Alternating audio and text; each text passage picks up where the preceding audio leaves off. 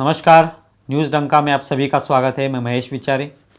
दोस्तों, हिमाचल प्रदेश में पिछले कुछ दिनों से बर्फ़बारी शुरू है।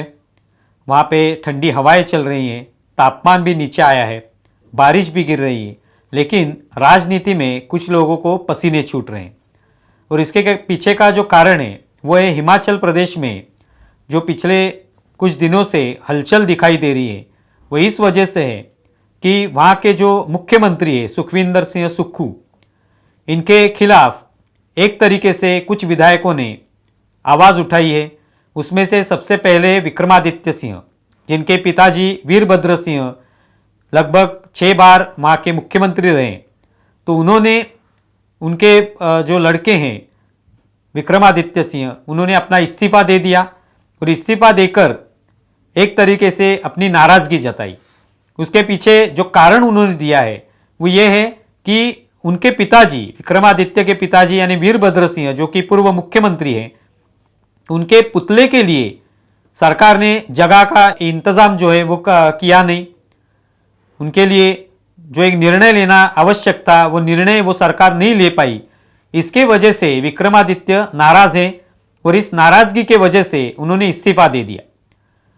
और अभी जब भी उन्होंने ये बताया, पत्रकारों से उन्होंने बात की, अपना इस्तीफा दिया, तभी वो रो पड़े कि अब जो अन्याय उन पर हो रहा है, उनके पिताजी यहाँ के मुख्यमंत्री थे हिमाचल के, और इतने साल मुख्यमंत्री रहने के बाद भी उनके बारे में इस तरह का अन्याय किया जा रहा है अभी की सरकार के माध्यम से, जो कि उनकी सरकार है, कांग्रेस की सरकार है।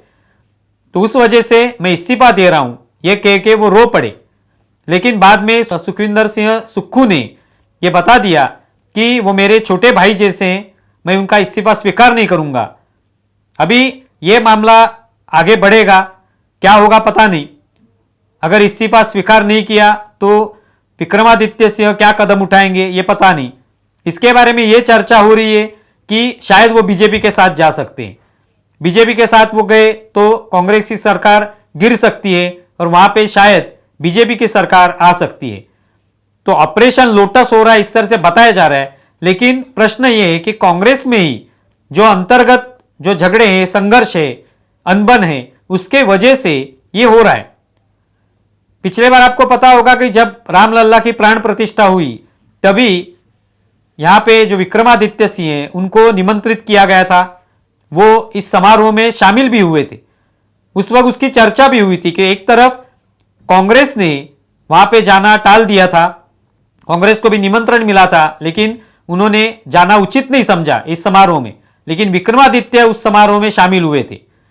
तो इसके वजह से कहीं पे यह बताया जा रहा है कि उनका झुकाव बीजेपी की तरफ है, वो बीजेपी में शामिल हो सकते हैं, उनके साथ कुछ विधायक भी जा सकते हैं और इसके बाद शायद वहां की सरकार गिर सकती है।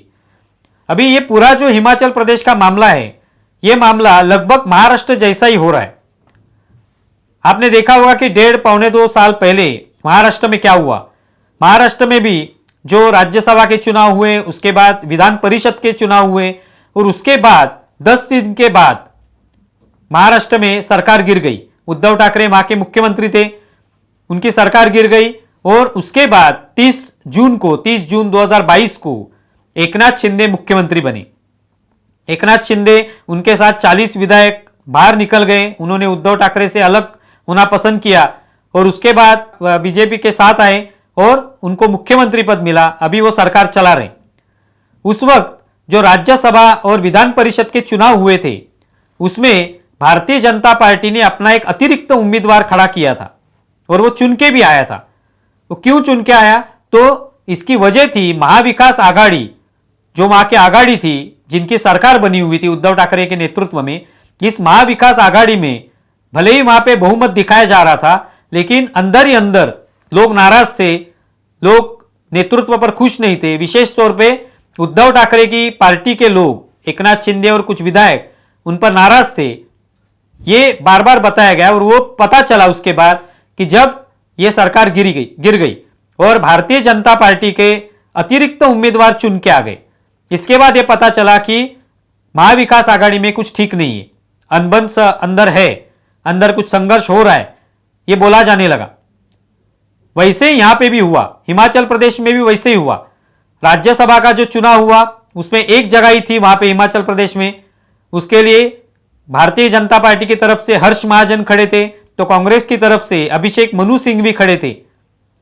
और स्वाभाविक तौर पे कांग्रेस के ज्यादा विधायक होने की वजह से अभिषेक मनु सिंह भी आराम से चुन के आ सकते थे, लेकिन दोनों उम्मीदवारों को 34-34 वोट मिले और वो एक उनकी संख्या जो है वो समान हो गई।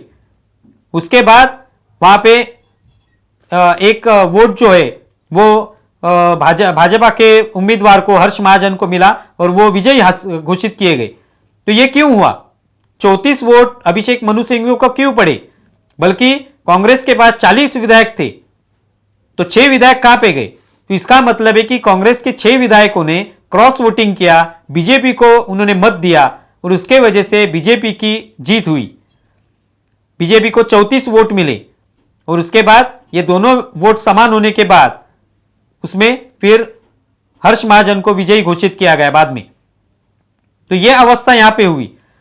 तो जिस तरह से महाराष्ट्र में विधान परिषद या राज्यसभा चुनाव में बीजेपी ने अतिरिक्त उम्मीदवार चुन के लाया क्योंकि उनको पता था कि महाविकास आघाड़ी में अनबन है, उसी तरह से कांग्रेस में भी कुछ विधायक नाराज हैं, कुछ विधायक बीजेपी के पास आना चाहते हैं, कुछ विधायक कांग्रेस से अलग होना चाहते हैं।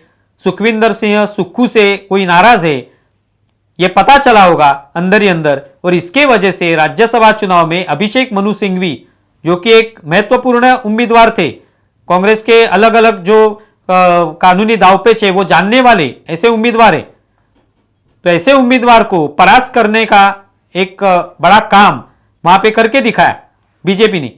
और उसी वक्त आज ये परिस्थिति आ गई है कि विक्रमादित्य सिंह भी नाराज है, उन्होंने इस्तीफा दिया और शायद वो बीजेपी के साथ जा सकते हैं, और वो बीजेपी के साथ अगर जाते हैं तो पता नहीं शायद आगे आने वाले समय में वो मुख्यमंत्री भी बन सकते हैं।